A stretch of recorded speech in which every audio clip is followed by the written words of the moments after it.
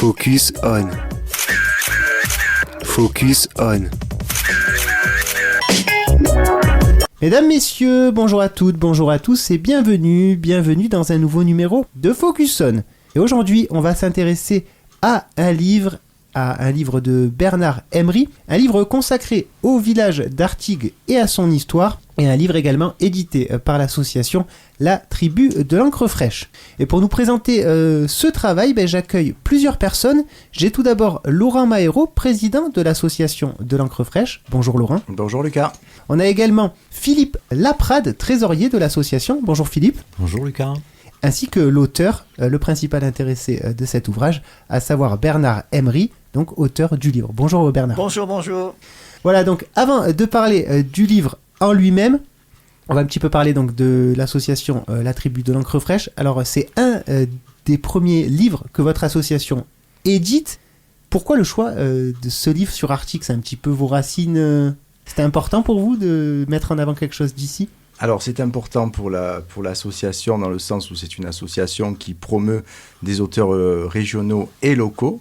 Ici, on parle d'histoire locale. Oui, donc ça rentre tout à fait dans nos prérogatives. Et c'est la mairie d'Artigues qui nous a fait confiance, qui nous a sollicité pour l'édition de ce livre. Donc ça reste quelque chose, on pourrait presque dire en famille, parce que Bernard est un voisin. Oui. Et l'association, donc le siège social est à Riance, mais évidemment nous sommes très liés avec la commune d'Artigues. Alors c'est pas exactement le premier livre que vous éditez, mais c'est le premier sur lequel vous travaillez de A à Z, si j'ai bien compris. Oui, alors on a reçu ce fichier il y a 3 mois, c'est ça, et on a travaillé dessus, donc c'était en début décembre. On l'a finalisé, donc la relecture, le travail de mise en page et d'édition, le travail éditorial, on l'a finalisé début mars. Et entre-temps, c'est vrai qu'on a eu une autre publication d'une autrice jeunesse qui nous a confié, une autrice de la tribu, un album jeunesse. Et comme il était très court, il a grillé la priorité à celui-ci. Et donc la parution ça a été lui le premier livre paru. Mais c'est exact, Artigues en Provence a été notre premier travail. Et donc le chantier, on va dire, a été ébauché bien avant cet album jeunesse, oui. Quand on est une association, parce que c'est pas votre métier de base, vous faites ça de manière associative, c'est compliqué d'éditer un livre de ses propres moyens? C'est ce à quoi nous nous sommes confrontés. Oui, c'est un très gros travail, puisqu'il y a eu ce gros travail de mise en page, d'autant plus que c'est un ouvrage illustré.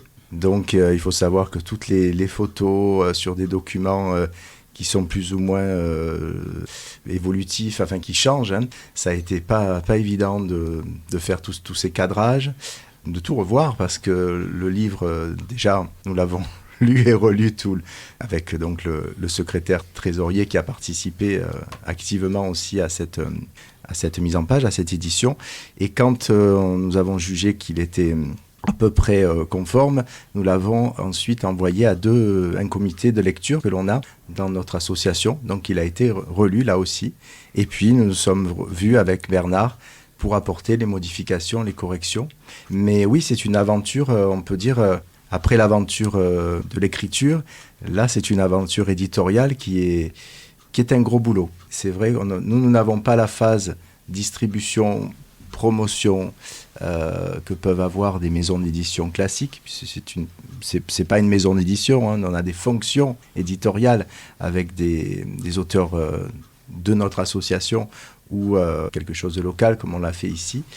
C'est déjà costaud. Ouais. Oui, bien sûr, je voulais pas vous dire qu'il fallait faire comme les maisons d'édition. Moi, ce que je voulais savoir, c'est un petit peu, justement, quand on n'est pas dans ce milieu-là, par quelle phase on passe, et vous l'avez très bien expliqué. Alors, vous l'avez également dit, j'allais en parler un petit peu plus tard, c'est un livre illustré, donc il y a des photos, il y a des images d'archives également. Où vous avez pioché ces images? Est-ce que vous avez dû demander à certains propriétaires de documents l'autorisation? Comment ça se passe niveau illustration? Alors là, je vais laisser répondre Bernard. Ce que je peux vous dire, moi, c'est que nous avons été confrontés à l'obtention d'une photo. C'était l'escalier monumental du château d'Artigues Et il y a eu une difficulté c'était pas la bonne image. Ensuite, on a galéré. Là, on a été en lien avec les propriétaires et ex-propriétaires. Donc ça, c'est pour ma part, pour le côté éditorial. Mais ensuite, Bernard va vous répondre parce qu'il y a énormément exactement, comme vous l'avez dit, de documents d'archives, de photos personnelles que Bernard a prises, et puis de plans également. Je le laisse vous répondre. Du coup, difficulté pour avoir les droits de toutes les photos, alors pas celles que vous avez prises. Non. Il suffit d'être vigilant, disons, et de toujours bien indiquer la source. Par exemple, le fameux Wikipédia là, qui revient plusieurs fois, on donne la source et puis c'est tout. C'est une question d'honnêteté, d'éthique, j'allais dire. Et puis le reste du temps, si c'est l'auteur qui a fait les photos ou des gens connus, on met le nom. Il y a plusieurs noms comme ça qui apparaissent. Et pour les images d'archives, il faut demander l'autorisation aux archives départementales, régionales. Non, il faut donner l'origine. Il faut donner l'origine très précisément. Après, s'il y a des contestations ou autres, ça c'est une autre affaire. Voyez. Mais a priori, moi j'ai fait pas mal de travaux comme ça à l'université et autres, et donc ça se passe toujours d'une bonne façon tout à fait correcte. Alors oui, vous parliez de travaux à l'université parce que les auditeurs ne le savent pas, mais vous êtes un ancien professeur de littérature et de culture portugaise, si je ne dis pas de bêtises. Oui, c'est ça, ou lusophone, comme on dit, avec ce nom très curieux que les gens découvrent. À l'université de Grenoble. Grenoble, oui. Mais donc, hormis ça, comment vous vous présenteriez pour nos auditeurs ? Qui est Bernard Emery ? Moi, j'ai toujours eu l'habitude d'écrire, vous voyez, depuis très longtemps. Alors aussi bien en fiction qu'à travaux dits scientifiques, toutes sortes de niveaux, en recherche pure sur des textes anciens ou au contraire enquête dans tel. Nous avions un accord avec l'université de Manaus au Brésil, vous voyez. Alors on va y retrouver des Indiens, là, des communautés perdues en pleine forêt, aussi bien que des rapports avec le Moyen-Âge. Alors j'étais très à l'aise là pour l'affaire d'Artigue, où la plupart des documents intéressants et inconnus, la plupart du temps, étaient des documents d'archives médiévales. On l'a pas dit, mais le livre s'appelle Artigue en Provence, un village perché du Haut-Var. Ses origines, son histoire et ses légendes à travers les siècles et les millénaires. C'était important pour vous de retracer, entre guillemets, l'histoire d'Artigue. C'était une volonté propre. Ah oui. Alors, ça aussi c'est par fonction et par habitude culturelle. On essaie toujours, y compris en linguistique d'ailleurs, de retrouver l'origine. D'ailleurs, en linguistique, on fait des découvertes absolument incroyables.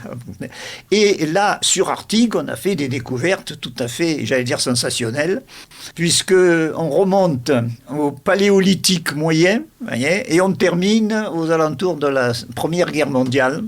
Alors là, pour une raison tout à fait concrète et pratique, on n'a pas voulu rentrer dans la modernité pour éviter de parler des gens vivants. Toutes les personnes là, qui sont indiquées dans cet ouvrage sont mortes. Alors, on les glorifie en tant que telles, mais on évite, vous savez, en gros, c'est la règle de l'état civil, vous voyez, des fameux 100 ans. Alors, en plus, il n'y a pas beaucoup de centenaires à Artigue, donc nous sommes tranquilles de ce côté-là. Et ça donne une liberté, justement, d'élocution et de présentation des éléments qui est tout à fait intéressante et importante pour nous. Je voudrais juste rajouter quand même que la préface est du maire actuel Yves Souk et la postface de l'ancien maire Gabriel Magne, qui sont bien vivants. Ils sont bien vivants. C'est eux qui font le lien avec la réalité contemporaine. Voilà. Il vaut mieux que le maire actuel il soit vivant, parce que sinon ça pose des soucis. On va reprendre sur le livre. On le sait, l'histoire de la province, elle est très riche. Alors vous êtes intéressé que à Artigue, mais est-ce que pour une petite commune comme Artigue, on retrouve quand même une histoire aussi riche que ce à quoi on peut s'attendre en parlant de l'histoire de la province? Il y a deux éléments qui rentrent en ligne de compte. D'abord des archives qui se trouvent en partie à la mairie ou que l'on peut retrouver avec les archives de Saint-Victor à Marseille, tout ceci, qui avait déjà été étudié par nos prédécesseurs. Et ça permet d'avoir une vision aussi complète que possible.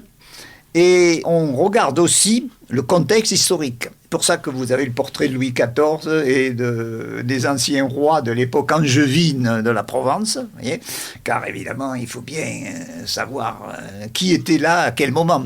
Alors d'autant que, comme vous le savez, on remonte très loin, et ça a été la découverte principale. On savait qu'il y avait une grotte fort ancienne, etc. Alors on a repris, là on a des éléments, il y a des chercheurs qui sont venus à plusieurs reprises. On n'a pas le crâne de nos ancêtres d'époque malheureusement, mais on sait qu'il y a eu des gens qui se sont retrouvés là. Et alors ensuite il y a une continuité absolument extraordinaire, c'est-à-dire qu'on part du paléolithique, on fait tout le néolithique, on retrouve des oppidums ou des oppidas pour faire bien, vous voyez, et ensuite toute une construction extrêmement développée sur la montagne d'Artigue, le Mons Artiga, comme ils l'appellent dans les textes anciens, et qui fait qu'à une certaine époque, Artigue, le vieil Artigue, a pu avoir 200 ou 300 ou peut-être même 400 habitants. D'ailleurs, les restes sont absolument extraordinaires sur toute la colline.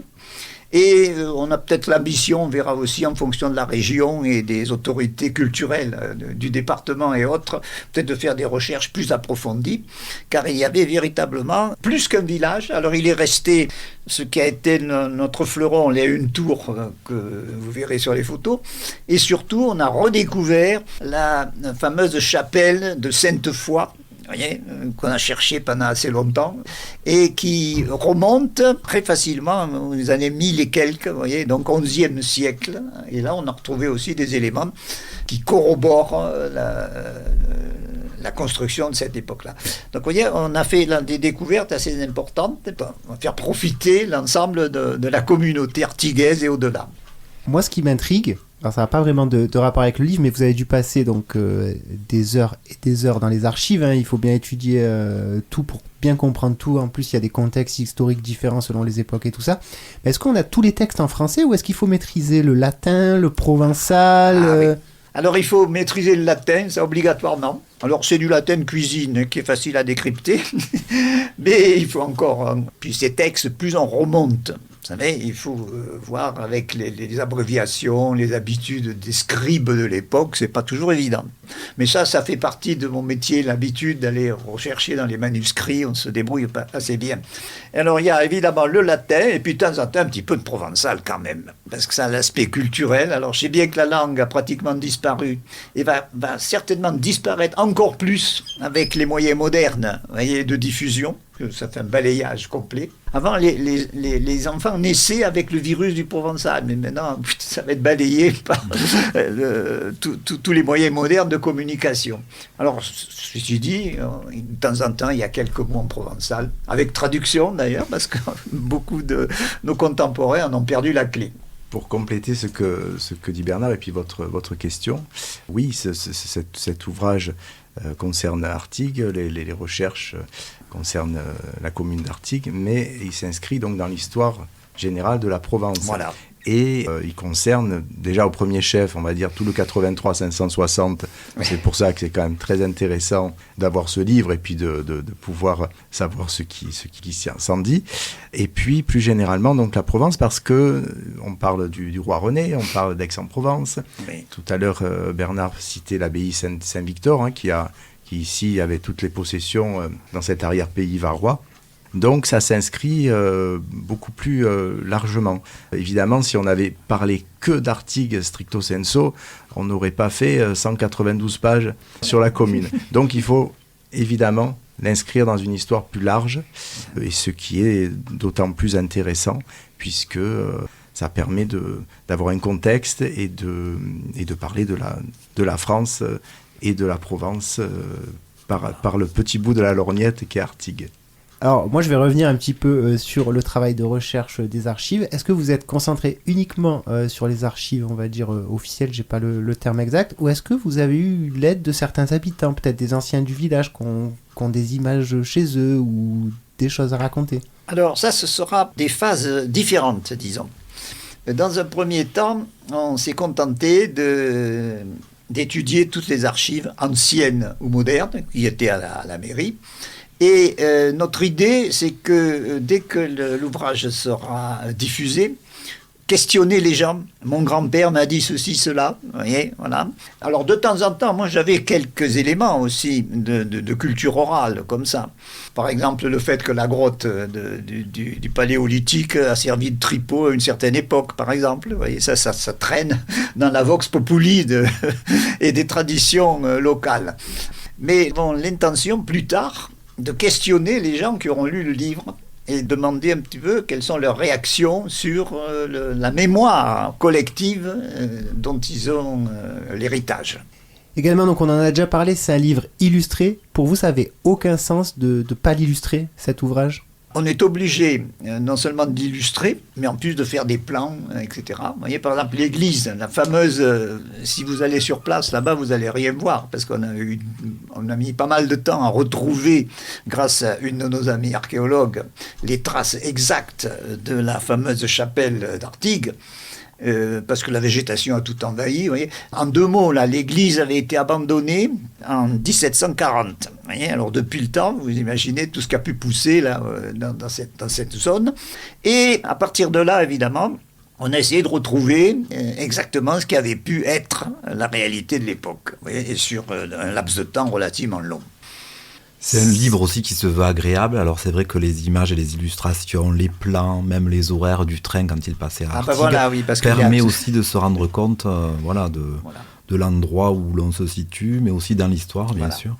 C'est un livre aussi, un ouvrage d'art, j'allais dire, non, qui reste agréable. La 4e de couverture, les dernières lignes de la 4e de couverture indiquent ceci. Un ouvrage de référence que tout Artiguais se devrait d'avoir chez lui afin de mieux appréhender son village et ses environs, mais aussi un ouvrage recommandé à tous les Provençaux et assurément à tous les amateurs d'histoire locale. Un livre comme une carte au trésor, c'est ce qu'indiquait Bernard tout à l'heure, propice à parcourir, découvrir et visiter des lieux magiques, jusqu'alors ignorés, aux sources de cette terre en friche d'où Artigues tire son nom. Donc les photos, les illustrations, à présent, munis de ce livre, on peut retourner sur cet endroit. Il n'est pas exclu qu'un jour on organise aussi des randonnées pour aller sur les lieux avec l'auteur, pourquoi pas. Donc tout est ouvert. Et puis ce qui a été fait aussi, c'est dans un esprit critique. Vous voyez, on se pose des questions. Par exemple, nos ancêtres là, de la grotte parlaient-ils ou non? Grande question. Imaginez notre civilisation sans le verbe, il n'y a plus rien. Vous voyez, c'est le désert absolu. Alors de temps en temps, on pose des questions philosophiques, comme ça, on en profite pour un peu dépoussiérer l'histoire. Vous voyez, c'est-à-dire que finalement, ça nous intéresse au premier chef. Imaginez que nos ancêtres là n'aient jamais eu la parole, que serions-nous? J'allais dire, c'est un condensé aussi de 5 ans de recherche, puisqu'on en avait parlé avec Monsieur Souk, qui avait commandité, j'allais dire, ce petit livre d'histoire, entre autres, de Artigues, mais 5 ans de recherche, donc c'est une chance aussi pour celui qui l'acquiert de pouvoir éviter 5 ans de recherche et d'avoir l'objet de tant de temps investi par Bernard. Mais ça, on a la patience du chercheur, et les chercheurs trouvent toujours. Voyez, et l'humilité, non, aussi. Alors justement, c'est un livre qui a été édité à seulement, entre guillemets seulement, parce que c'est déjà colossal, 200 exemplaires. Vous invitez tous les Artiguais et plus généralement les Provençaux à le découvrir. Comment on fait pour se le procurer ? Alors on a laissé quelques exemplaires en mairie, on peut le commander directement sur le site de la tribu de l'Ancre Fraîche, bien sûr, directement. On va essayer d'organiser aussi des événements afin d'être présent pour des dédicaces. Il y aura notamment, par exemple, le 30 juin sur Rians, bien sûr, au parc Saint-Sébastien. Il y aura un grand événement où on va retrouver tous les auteurs membres de la tribu, donc une 30aine d'auteurs, avec des événements aussi musicaux, avec des artisans. Donc on aura l'occasion de pouvoir acheter aussi ce livre sur ce moment-là. Sinon, on peut retrouver le livre sur donc www.latribudelancre.com et là, vous pouvez donc le commander en ligne. Vous pouvez également le réserver et on peut vous le livrer dans le 83 560 avec 2 € en plus. On vous l'apporte quasiment à la maison. Voilà. Donc on est très, très soucieux que ce livre soit diffusé tout autour d'Artigues et de développer aussi ce village qui vaut le détour et donc de le faire connaître parce que c'est le village perché. Et on pense qu'il a peut-être pas d'histoire, qui mérite pas beaucoup d'attention, mais non, on est là pour vous prouver le contraire et pour en faire parler. Oui, j'ajoute juste un détail dans ce sens-là. À une certaine époque, quand les premières constructions de la colline ont été abandonnées, il y a une phrase qui revient dans les archives, Artigues, lieu inhabité. Et ensuite, ça s'est reconstitué autour du château d'Artigues, enfin la partie que vous avez sur la photo initiale de la couverture, grâce aux seigneurs de l'époque qui étaient des gens du Parlement d'Aix, qui étaient des nobles de robe, comme on disait à l'époque, du Parlement d'Aix. Alors très rapidement, parce qu'on est en train de dépasser le temps imparti, juste savoir c'est quoi le futur pour la tribu de l'encre fraîche. Le futur pour la tribu de l'encre fraîche, c'est une prochaine édition d'un livre d'un auteur de la tribu, de Didier Damoran, qui est un auteur cassidin, de Cassis, et qui a déjà publié par ailleurs, et là qui va publier avec nous. Et ensuite, ce sont des événements, donc comme le disait le secrétaire trésorier, le 30 juin à Riance, notre premier salon littéraire, que je vous invite à retrouver sur le site de la tribu. Hein. Et tout est détaillé, c'est important. Oui, tout est détaillé. Pas un salon psychorigide. Voilà, ce ne sera pas un salon classique, donc allez voir ce qu'on propose. C'est quelque chose d'insolite, autant pour les auteurs que pour les lecteurs. Puis voilà, toutes sortes d'autres événements. À Barjol, à la librairie de Barjol, il y aura des dédicaces régulières. Aux Deux Servoises, l'établissement à Saint-Maximin, oui. Et puis à Brignoles, il y a également des événements. Garéoul, Néoul. Oui, voilà, des salons prochains, le 7 août à Garéoult et le 22 septembre à Néoul. Donc on essaie d'essaimer comme ça, et pour l'instant nous avons 34 auteurs qui sont membres de cette association, et tous locaux, hein, puisque les plus loin sont Marseille et Toulon, sinon c'est très local. Et nous espérons fédérer les gens autour du livre, autour de la lecture, et d'en faire quelque chose de très populaire et de très accessible. Eh bien messieurs, je vous remercie, je vous souhaite une bonne journée et une bonne continuation. Merci Lucas. Merci. Focus on. Focus on.